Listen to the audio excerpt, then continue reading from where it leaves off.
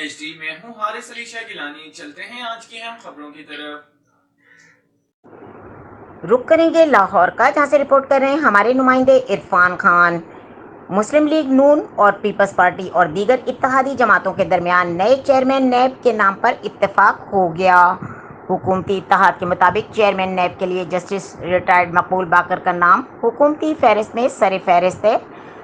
ذرائع کا بتانا ہے کہ تمام حکومتی جماعتیں جسٹس ریٹائرڈ مقبول باقر کے نام پر متفق ہیں۔ حکومتی اتحاد نے کہا کہ مقبول باقر کا نام آصف زرداری اور وزیر اعظم شہباز شریف کے درمیان ملاقات میں بھی زیر غور آیا۔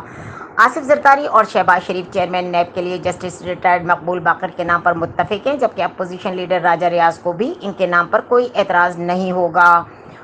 حکومتی نے بتایا کہ کوئی رکاوٹ نہیں آئی تو جسٹس ریٹائرڈ مقبول باقر ہی نئے چیئرمین نیب ہوں گے۔ وہ سندھ ہائی کورٹ سے سپریم کورٹ میں پروموٹ ہوئے تھے۔ یہ بھی کہنا ہے کہ جسٹس ریٹائرڈ مقبول باقر کی جج کے طور پر کردار پر کبھی کوئی اعتراض نہیں ہوا۔